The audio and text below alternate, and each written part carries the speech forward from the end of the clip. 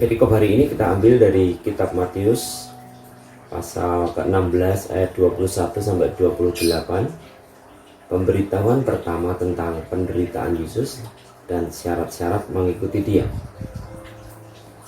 Sejak waktu itu Yesus mulai menyatakan kepada murid-muridnya bahwa Ia harus pergi ke Yerusalem dan menanggung banyak penderitaan dari pihak tua-tua, imam-imam kepala dan ahli-ahli Taurat, lalu dibunuh dan dibangkitkan pada hari ketiga. Tetapi Petrus menarik Yesus ke samping dan menegur Dia. Katanya, "Tuhan, kiranya Allah menjauhkan hal itu. Hal itu sekali-kali takkan menimpa Engkau." Maka Yesus berpaling dan berkata kepada Petrus, "Enyahlah iblis, engkau suatu batu sandungan bagiku. Sebab engkau bukan memikirkan apa yang dipikirkan Allah, melainkan apa yang dipikirkan manusia." Lalu Yesus berkata kepada murid-muridnya, "Setiap orang yang mau mengikut aku, ia harus menyangkal dirinya, memikul salibnya, dan mengikut aku. Karena barang siapa mau menyelamatkan nyawanya, ia akan kehilangan nyawanya. Tetapi barang siapa kehilangan nyawanya karena aku, ia akan memperolehnya. Apa gunanya seorang memperoleh seluruh dunia, tetapi kehilangan nyawanya? Dan apakah yang dapat diberikannya sebagai ganti nyawanya? Sebab anak manusia akan datang dalam kemuliaan Bapanya diiringi malaikat-malaikatnya. Pada waktu itu ia akan membalas setiap orang menurut perbuatannya. Aku berkata kepadamu, sesungguhnya di antara orang yang hadir di sini, ada yang tidak akan mati sebelum mereka melihat anak manusia datang sebagai raja dalam kerajaannya." Kita berdoa sebelum kita merenungkan firman Tuhan ini. Kiranya Allah Roh Kudus menolong kami semua, baik yang berbicara maupun yang mendengar, supaya Engkau mengiluminasikan kebenaran-Mu dan kami boleh melakukannya dengan setia. Bukan oleh hikmat manusia, bukan oleh kekuatan ataupun kecakapan manusia Tuhan, atau kemampuan kami dalam mendengar ataupun mencerna firman-Mu, tetapi kiranya oleh kuasa Roh Kudus-Mu yang mengubahkan hati kami dan hidup kami untuk menjadi seperti yang Tuhan mau. Bukakan Tuhan hati dan pikiran kami, supaya firman-Mu menjadi firman yang subur dan berbuah berkali-kali lipat di dalam hidup kami dan melalui hidup kami, dan Engkau mendapati kami setia. Dalam nama Tuhan Yesus kami berdoa. Amin. Perikop ini menunjukkan setidaknya ada 3 kelompok. Kita akan membahasnya satu persatu. Kita mulai dari kelompok yang antagonis yang disebutkan oleh Tuhan Yesus. Kelompok antagonis ini yang saya maksud adalah kelompok-kelompok alim ulama yang ada pada waktu itu. Siapa mereka? Mereka adalah tua-tua, imam-imam kepala, dan ahli-ahli Taurat. Merekalah yang akan menyerahkan Tuhan Yesus. Mereka dikatakan oleh Tuhan Yesus akan menyebabkan banyak penderitaan kepada Tuhan Yesus. Sebenarnya ini adalah sesuatu ironi yang besar. Mengapa justru dari pihak orang-orang yang mengenal Taurat, dari pihak orang-orang yang beragama begitu rupa, dari orang-orang yang disegani begitu rupa, dari kelompok inilah Kristus harus menderita. Namun inilah yang sudah terjadi, dan ini menjadi peringatan bagi kita semua. Mari kita lihat siapa mereka. Tua-tua atau presbuteros yang dimaksudkan di sini adalah kelompok orang-orang yang disegani, yaitu figur-figur yang dituakan dan dihormati, dan mereka seringkali memegang kekuasaan sipil. Jadi kekuasaan yang mengatur kemasyarakatan pada waktu itu. Pada zaman Perjanjian Baru, tua-tua ini bersama-sama dengan para imam kepala, mereka memutuskan kebijakan-kebijakan yang bersifat umum maupun dalam soal agama di masyarakat Yahudi pada waktu itu. Sebagai contoh dalam Matius 21 ayat 23, ketika Yesus masuk bait Allah dan ketika ia mengajar di situ, datanglah imam-imam kepala serta tua-tua bangsa Yahudi kepadanya dan bertanya, Dengan kuasa manakah engkau melakukan hal-hal itu? Dan siapakah yang memberikan kuasa itu kepadamu? Jadi mereka menjadi pembela, mereka menjadi verifikator, mereka menjadi orang-orang yang bertanggung jawab untuk apapun yang sedang terjadi dalam komunitas Yahudi yang ada pada waktu itu.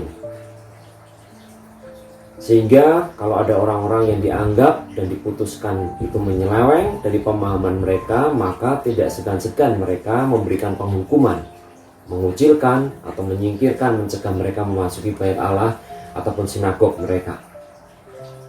Jadi ini adalah kelompok orang-orang veteran, orang-orang yang senior, dihormati, dan mereka memegang pengaruh yang cukup kuat dalam masyarakat Yahudi pada waktu itu. Lalu kelompok yang kedua ialah imam-imam kepala, archierus. Kelompok yang ditahbiskan untuk mengerjakan berbagai tugas khusus ya dalam ritual dan sistem peribadatan Yahudi pada waktu itu. Jadi mereka menggunakan atribut pakaian-pakaian yang lengkap, yang diatur, tidak sembarangan cara mereka berpakaian. Mereka menjabat tugas-tugas khusus seperti membakar ukupan, ya, mempersembahkan hasil tuaian pertama, mempersembahkan korban, memberkati orang, memutuskan perkara-perkara perselisihan, memutuskan perkara kusta, menyucikan orang najis, meniup nafiri pada waktu-waktu tertentu dan sebagainya. Mereka memegang sistem atau memegang tempat posisi yang sangat sentral dalam sistem peribadahan Yahudi, agama Yahudi pada waktu itu. Mereka lah orang-orang yang bertanggung jawab untuk menyelenggarakan itu semua. Mereka adalah para pemimpin di sana. Lalu yang ketiga adalah ahli-ahli Taurat, Grammateus. Mereka adalah pengajar dan penafsir perjanjian lama, khususnya kelima kitab Musa. Jadi ketiga kelompok ini lah yang menjadi orang-orang yang justru sedih sekali menimbulkan banyak penderitaan kepada Tuhan Yesus. Kehadiran ketiga kelompok orang ini dalam kehidupan yang ada dalam kekristenan yang saat ini kira-kira itu diwakili oleh beberapa peran yang ada yang kita kenal. Tua-tua itu seringkali ya mirip identik dengan kelompok para veteran, para founder, ya, orang-orang yang berjasa, para senior. Dan bahkan ya kalau kita lihat perkembangannya, akhirnya tua-tua berkaitan dengan orang-orang yang sekarang dalam posisi misalnya majelis. Biasanya dianggap orang-orang yang berpengaruh, yang memiliki pengaruh yang kuat dalam masyarakat. Biasanya itu diisi oleh orang-orang yang secara finansial, secara ekonomi mereka memiliki keuangan yang melebihi jemaat yang ada.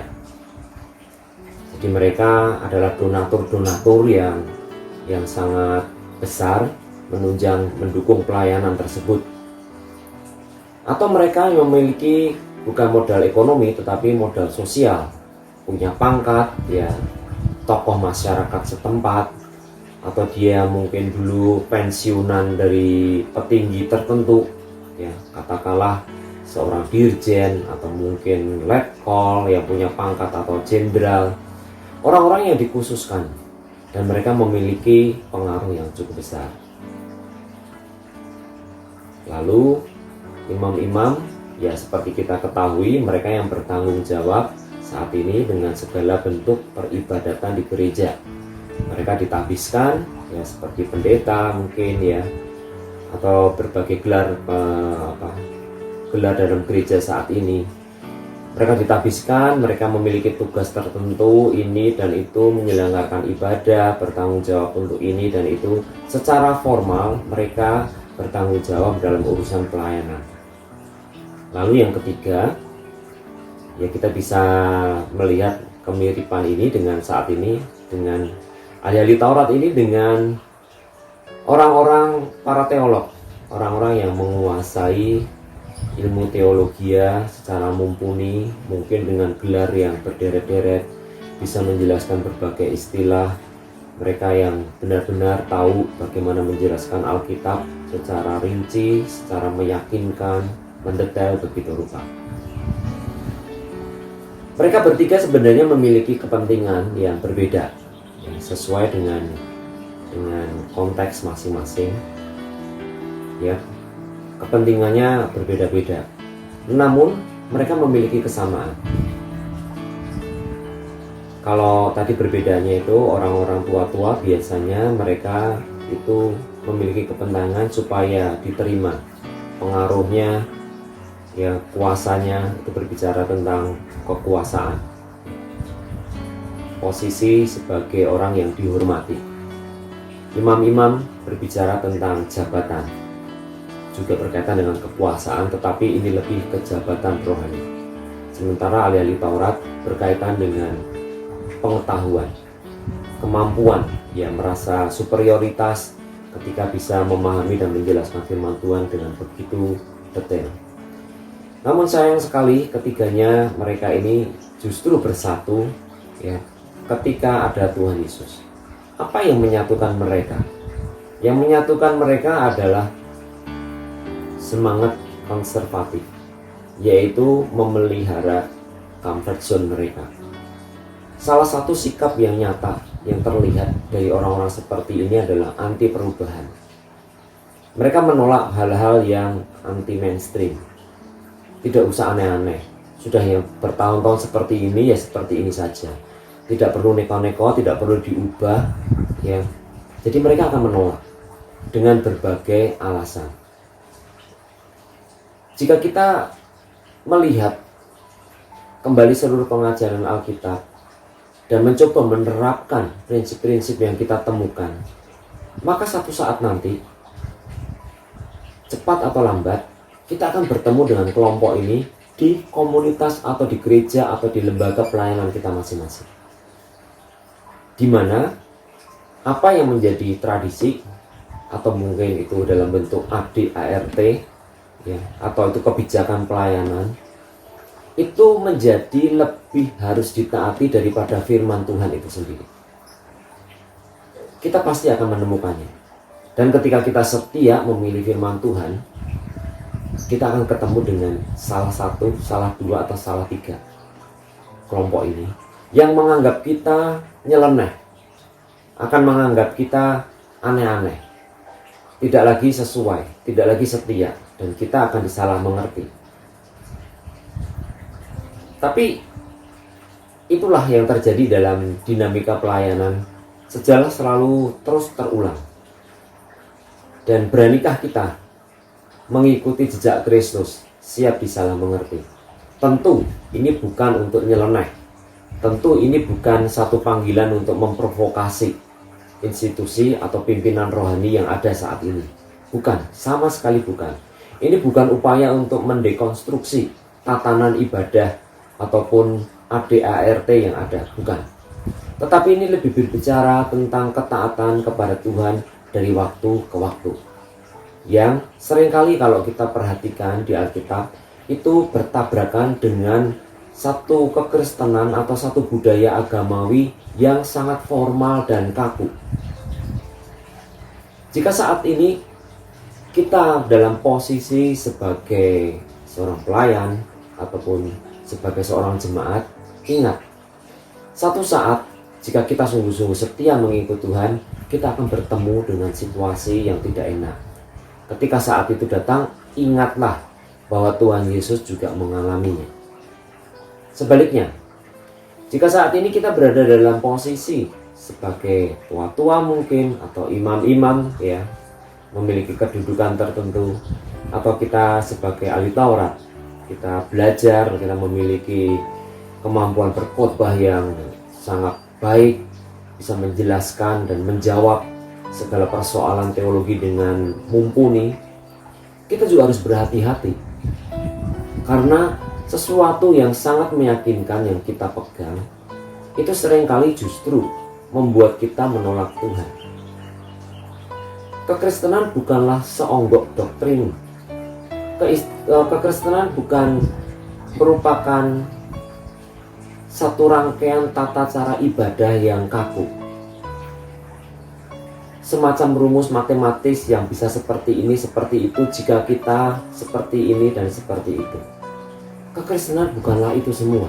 Kekristenan adalah satu relasi, satu hubungan yang dinamis dengan Allah yang maha kuasa, Allah yang berpribadi, Allah yang maha kreatif, dan Allah yang berdaulat. Saya sudah berulang kali menyebutkan betapa Tuhan adalah Tuhan yang seringkali melampaui segala akal, zaman, kondisi. Kita bisa melihat juga bagaimana Musa yang petah lidah diutus seperti itu.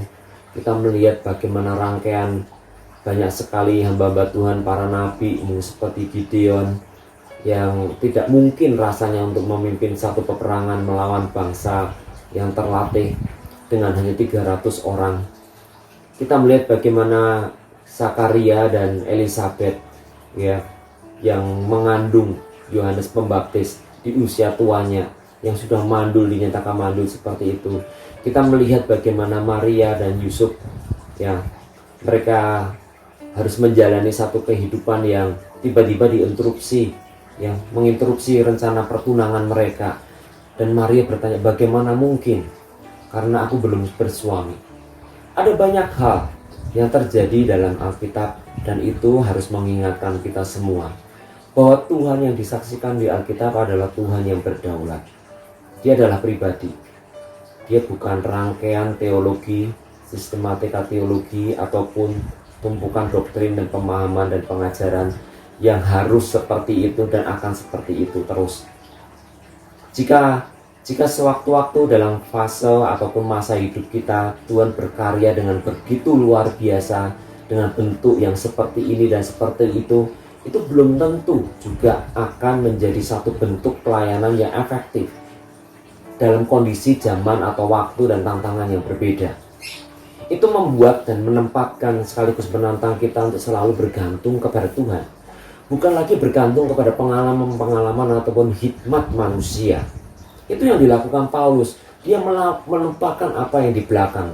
Baik kegagalannya ketika dia salah mengiring dan menginterpretasi imannya sebagai orang Farisi yang membunuhi jemaat Tuhan pada waktu itu, maupun dalam pencapaian-pencapaian, keberhasilan-keberhasilan pelayanannya. Paulus tidak berkajang kepada kesuksesan-kesuksesan pelayanan yang pada waktu itu, tetapi ia berlari begitu rupa. Pandangannya terarah ke depan, kepada panggilan surgawi, kepada pertandingan, kepada garis finish yang sudah ditetapkan baginya. Mari kita hati-hati dalam hal ini, supaya jangan sampai justru ketika Tuhan berkarya di komunitas tempat kita melayani, di jemaat kita, atau di lembaga pelayanan kita, melalui orang-orang yang mungkin tidak kita sangkakan dan di luar perhitungan kita justru berlaku keji. Kita mengulang ironi sejarah dengan menghakimi orang tersebut. Kita menjadi hakim yang kejam dan menolak Tuhan. Entah itu mungkin kita sebagai imam, tua-tua, ataupun sebagai ahli Taurat. Itu yang pertama yang bisa kita pelajari di sini. Lalu kelompok yang kedua dari ayat 22 dan 23, saya menggabungkan Petrus dan iblis di sini. Bukan dalam arti saya ingin menyamakan Petrus dengan iblis, tetapi kira-kira demikian kayaknya.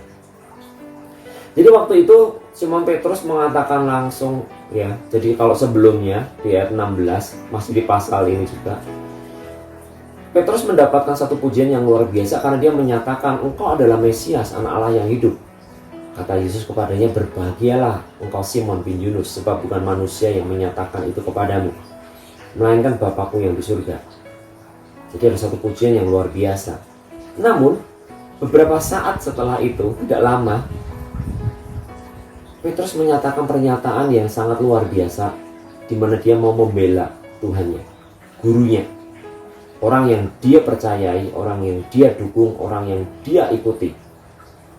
Dengan kata-kata yang sangat rohani, Allah menjauhkan hal itu.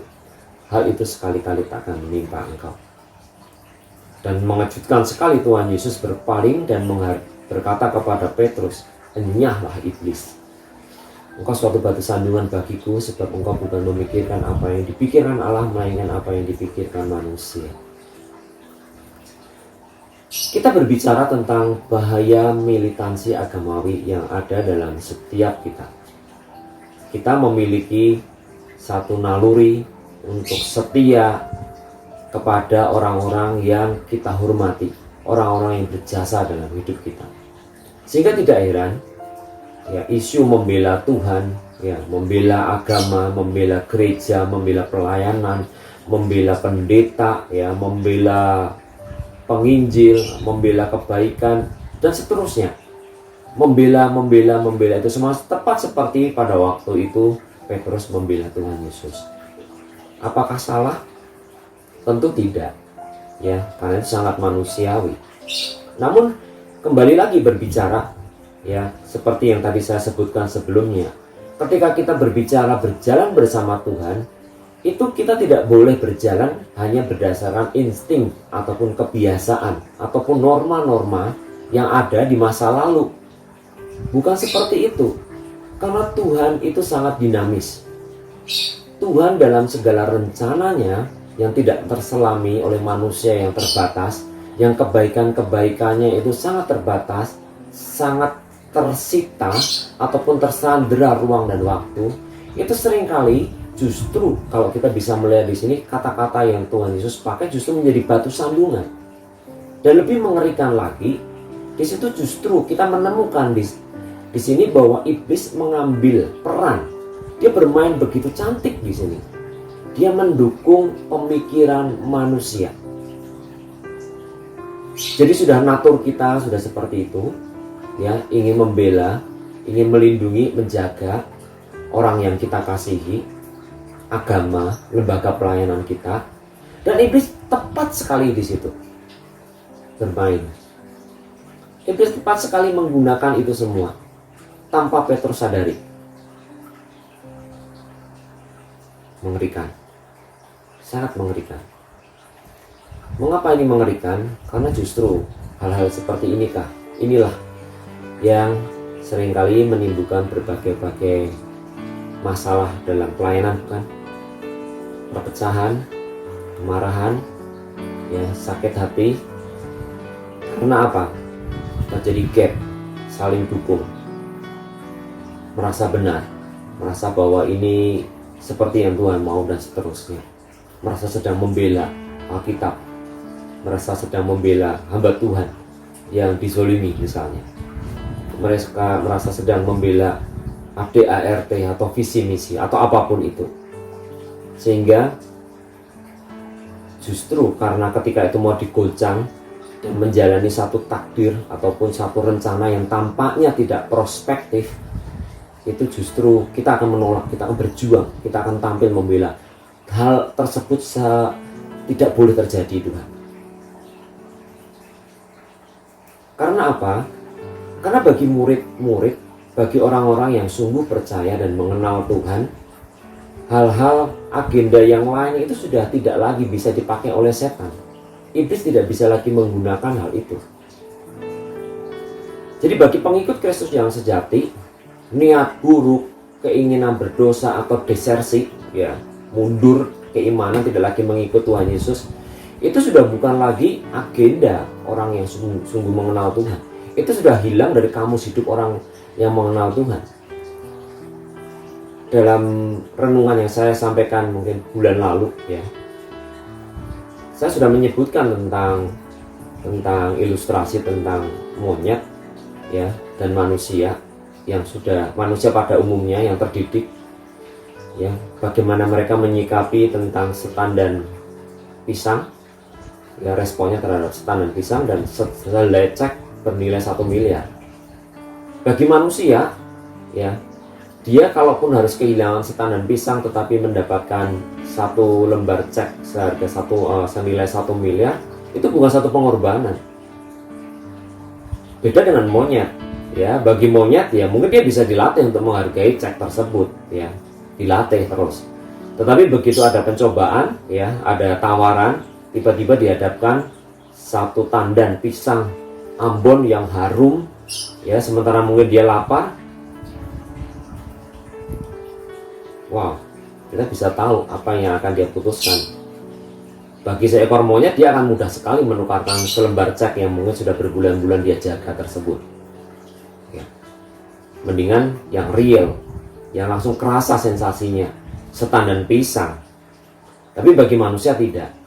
Maksud saya di sini, jadi bagi kita yang sungguh-sungguh sudah memutuskan untuk mengikuti Kristus, hal-hal setan dan pisang itu tentunya sudah bukan lagi menjadi pergumulan. Karena kita tahu bahwa itu salah.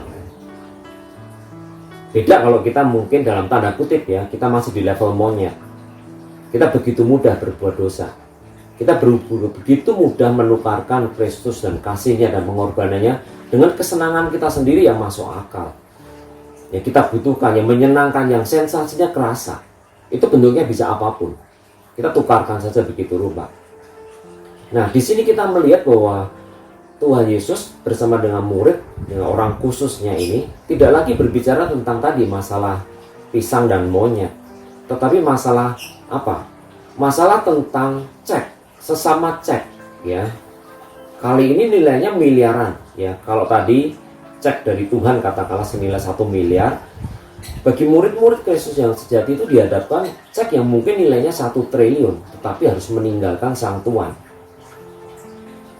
Atau cek 1 triliun ya, tetapi dia harus menyangkali ya, atau sudah tidak perlu lagi ya melihat yang 1 miliar tersebut,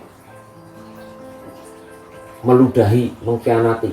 Nah, jadi hal-hal seperti itulah yang menjadi tantangan bagi para pengikut Kristus, bagi kita sekalian yang sungguh-sungguh memutuskan untuk percaya. Kita akan diperhadapkan dengan kondisi-kondisi yang sangat masuk akal, yang itu sangat wajar untuk dilakukan, tetapi itu justru hanya melulu pemikiran manusia, hanya melulu itu adalah nalar manusia saja. Hal-hal baik yang justru bisa dipakai iblis untuk menggagalkan rencana Allah. Ya, kembali kepada solusi ataupun penerapan yang bisa kita lakukan sebelumnya. Di sini memaksa kita untuk terus senantiasa bersekutu dengan Tuhan dan siap disalah mengerti dan siap untuk terus melakukan apa yang Tuhan mau. Bergantung kepada Tuhan itu bukan opsional lagi, tetapi hanyalah satu-satu pilihan. Karena tampaknya kita bisa melihat di sini Petrus pun bisa gagal. Bukan oleh hal yang jahat, tetapi oleh yang baik. Seperti yang sudah berulang kali kita dengar, orang baik akan disesatkan dengan hal-hal yang baik, sehingga mereka kehilangan yang terbaik yang Tuhan sediakan. Itu yang kedua, antara Petrus dan iblis. Bagaimana kita harus berhati-hati dengan semua insting ataupun kebaikan ataupun pemahaman-pemahaman kita. Karena berjalan dengan Tuhan itu bukan berjalan hidup secara manusiawi saja, tetapi kita menghadirkan kerajaan Allah dan kehendak-Nya yang bersifat ilahi dalam kesementaraan yang kita jalani ini. Lalu yang ketiga, kita bisa melihat bagaimana dari Kristus sendiri. Jelas kita bisa pelajari langsung poinnya, ketemu bagaimana Tuhan Yesus setia pada rencana Bapa walaupun itu menimbulkan penolakan, disalah mengerti, ditinggalkan, difitnah, dibunuh, dan mati secara terhina. Tapi bagi Tuhan, itulah jalan yang harus Dia pilih. Jika kita ingin serupa dengan Dia, itu juga yang harus sudah kita install dalam pemahaman kita, dalam sikap kita. Ketika kita setia kepada Tuhan, itu adalah kita setia pada panggilannya. Jalan apapun, disalah mengerti apapun, dan harus berakhir separah apapun, kita siap. Lalu yang kedua, di sini kita bisa melihat bagaimana Tuhan Yesus berani dengan tegas menegur muridnya atau rekan sekerjanya ya. Jika itu membuat hidupnya atau rencana hidupnya itu menyeleweng dari rencana Allah. Apa yang dikatakan oleh Petrus adalah hal yang baik, tapi itu menjadi batu sandungan. Tuhan Yesus menyatakan itu. Dan Tuhan Yesus menegur dengan keras, dia tidak sungkan. Ini juga harus kita pelajari. Bukan berarti bahwa orang-orang yang selama ini mendukung ataupun berjasa dalam hidup kita, orang-orang yang setia, itu pasti semua yang dia katakan pasti benar dan bermaksud baik untuk kita. Karena apa? Kita sama-sama orang yang terbatas. Kita sama-sama harus terus bergantung pada seluruh pimpinan dan mencari pimpinan Tuhan hari lepas hari. Allah yang dinamis, Allah yang berdaulat, Allah yang berkuasa, yang jadwalnya, agendanya itu tidak bisa kita programkan secara tepat dari tahun ke tahun, rencana jangka pendek, panjang, dan seterusnya. Rencana itu penting, tetapi kita tetap harus mencadangkan, bahkan kalau saya katakan 75% untuk Allah menginstruksinya. Jika tidak, berbahaya sekali. Kita harus berani terus terbuka terhadap pimpinan Tuhan. Dan kita harus berani menyatakan rencana Tuhan walaupun itu mungkin bertentangan dengan maksud baik. Kita harus berani dengan tegas menegur. Bagaimana kita bisa mengetahui rancangan-rancangan Tuhan? Biasanya pada umumnya, semua yang menyenangkan kedagingan kita, membuat kita merasa aman, membuat kita merasa nyaman, lebih mudah, lebih berhasil, lebih menjanjikan, itu justru bukan rancangan Tuhan. Tetapi rancangan Tuhan itu seringkali membuat kita itu tidak berdaya, membuat kita kalang kabut, gelisah, tidak menentu, pesimis, merasa tidak mampu. Dan seperti itulah yang tadi sudah saya sebutkan, dialami oleh Abraham, oleh Yusuf, oleh Musa, para nabi. Mereka merasa nggak mungkin, atau aku tidak dapat. Bagaimana? Tetapi yang menyatukan mereka semua, mereka taat, mereka taat. Membiarkan Tuhan menginstruksi hidup mereka, melawan semua kemustahilan bersama dengan Tuhan. Walaupun itu membuat hidup mereka disalah mengerti, walaupun itu membuat jalan mereka jadi sulit, tetapi itulah perjalanan hidup. Orang-orang yang sungguh-sungguh bergaul dengan Allah. Perjalanan hidup yang bukan begitu-begitu saja seperti perjalanan hidup agamawi, agama-agama yang ada sukses story yang diukur menurut ukuran kesuksesan dunia. Bukan. Karena apa? Ini hanya proses. Di dunia ini hanya proses sementara. Bukan hasil, tetapi proses pembuktian bagaimana kita mencintai Dia dengan seluruh totalitasnya. Hal yang ketiga, di sini kita melihat bagaimana Kristus mengajarkan jalan salib dan perjalanan hidup untuk mengikuti teladan dan rencananya setiap hari. Barang siapa mau mengikut aku, ia harus menyangkal diri, memikul salib, dan mengikut aku. Ini perkataan Tuhan Yesus. Tapi entah bagaimana, sekarang ini jarang dikotbahkan. Kita lebih sering mendengar tentang mengikut Tuhan itu identik dengan keberhasilan, kesembuhan, usaha yang lancar, pernikahan yang dipulihkan, bebas dari hutang, diberkati melimpah-limpah, menjadi kepala bukan ekor, menjadi yang terbesar. Tentu dengan berbagai macam ayat-ayat yang menyertainya, tetapi intinya hidup membangun kerajaan di bumi ini itu harus harus sukses. Bukan hanya dalam hal bisnis dan pekerjaan, tetapi juga dalam hal pelayanan. Harus banyak pengikutnya, mungkin seperti itu. Harus punya gedung yang mewah, harus punya mungkin output pelayanan, modul-modul dan sebagainya, dan itu diakui, akhirnya diduplikasi, akhirnya itu bisa digunakan, diundang di sana sini. Jangan sampai ketika kita melayani Tuhan, kita berfokus, harus bisa seperti ini, harus bisa nanti jemaat bisa, kalau kita seorang hamba Tuhan, jemaat kita harus bisa bertambah seperti gereja ini dan itu, harus punya siaran seperti ini, dikemas semua serba baik dan sebagainya. Menggunakan ukuran-ukuran yang seperti itu. Bukan. Kita harus berhati-hati jika kita dalam posisi para pemimpin jemaat. Jika kita dalam sebagai posisi jemaat, kita juga harus berhati-hati. Karena yang dikatakan Tuhan Yesus seringkali justru berbeda. Kalau itu berbeda sekali, tema utamanya dengan khotbah-khotbah yang kita sering dengarkan, kita kembali kepada Alkitab. Ini yang Tuhan Yesus katakan tentang penyangkalan diri, memikul salib. Salib itu adalah aib, sesuatu yang memalukan. Kita sekarang mungkin sudah kehilangan maknanya. Ya, kita sudah kehilangan maknanya. Ini panggilan yang Tuhan Yesus kerjakan, tawarkan, ajarkan. Dan Kristus sudah memberikan teladan hidup memenuhi rencana Bapa, walaupun itu sangat sulit untuk dilakukan. Sebagai satu-satunya manusia yang tanpa dosa, Kristus berhak untuk tidak meminum cawan murka Allah itu. Namun karena kasihnya yang begitu besar kepada Bapa yang mengasihi manusia berdosa, dia rela meminum cawan murka Allah tersebut, sehingga harus terpaksa.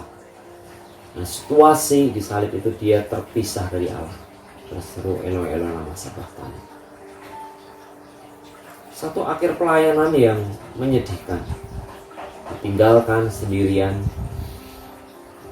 dikhianati, dianggap sesat, dan mati terkutuk dengan cara yang hina seperti itu. Kristus macam apa yang sedang kita percayai, yang kita ikuti ajarannya? Kristus yang semakin menjadikan kita hamba, atau justru Kristus yang semakin, Kristus dalam tanda kutip, yang semakin membuat kita menjadi seperti Tuhan, memposisikan diri kita itu setara dengan Tuhan, sehingga apa? Sehingga kita merasa bahwa Tuhan wajib melakukan ini dan itu setelah kita melakukan ini dan itu. Kekristenan yang transaksional, kekristenan yang sangat hedonis. Tentu bukan hedonis yang gila-gilaan yang dimengerti dunia ya. Hedonis yang Kristen, seperti yang saya sebutkan tadi, pelayanan yang berhasil luar biasa, ya gitu ya. Puji-pujian dari orang banyak yang memuji-muji, banyak pengikut, keberhasilan ini, keberhasilan itu, yang menjadikan kita ketagihan dan akhirnya menolak ketika Tuhan berkarya ataupun menggunakan orang lain dan kita merasa jadi terancam. Kristus yang mana yang membuat kita semakin menyembah Dia? Saya terus menantang kita semua untuk membaca Alkitabnya baik-baik. Matius, Markus, Lukas, Yohanes. Kita bisa melihat dengan jelas siapa Kristus, bagaimana ajarannya. Tempatkan itu sebagai yang pertama. Simpan dulu semua pemahaman-pemahaman teologia ataupun kebiasaan-kebiasaan yang sudah diturunkan bertahun-tahun begitu rupa, yang tentu saja baik, tetapi mereka bukanlah firman Tuhan. Itu semua adalah kesepakatan bersama dari para pendahulu kita yang menolong, membantu pelayanan, berkembangnya pelayanan pada waktu itu. Dan sekarang semua orang wajib, orang-orang percaya, kembali ke firman, melihat bagaimana Tuhan Yesus sendiri mengajar, melihat bagaimana murid-murid sendiri itu meresponi firman Tuhan, bagaimana karya Tuhan itu dinyatakan. Udah begitu saja, sederhana. Karena ada terlalu banyak hal-hal yang tidak ada di Alkitab yang justru saat ini menjadi agenda resmi dalam kehidupan bergereja. Sementara yang jelas-jelas tertulis di dalam Alkitab justru hilang karena alasan-alasan teologis dan pertimbangan dan penjelasan-penjelasan tertentu. Bukan sesuatu yang aneh. Jadi kita kembali ke firman Tuhan. Biarlah apa yang menjadi pengalaman salah pikir, salah pahamnya Petrus pada waktu itu menjadi peringatan bagi kita. Biarlah apa yang Tuhan Yesus katakan itu juga menjadi peringatan bagi kita supaya kita tidak mengulang kesalahan yang sama. Dan biarlah model pelayanan Tuhan Yesus yang memberikan, menawarkan salib di depan sebelum mengikut Dia itu juga menjadi model pelayanan kita. Sehingga kita sungguh-sungguh mencari pekerja, mencari nasabah. Kita mencari murid, bukan mencari follower. Ya, kita mencari murid Kristus, bukan followernya Kristus, apalagi hanya fansnya Kristus. Karena antara murid atau follower atau fans itu beda sekali responnya, tanggung jawabnya beda sekali. Dan Kristus menghendaki kita membuat murid. Mari kita berdoa. Terima kasih Engkau menunjukkan kepada kami betapa kami membutuhkan Tuhan dalam setiap situasi, dalam setiap kondisi, dalam berbagai-bagai macam tantangan pelayanan ataupun kehidupan kami Tuhan. Kiranya apa yang menjadi pengalaman Petrus ini boleh terus kami ingat-ingat supaya kami tidak melakukan kesalahan yang sama.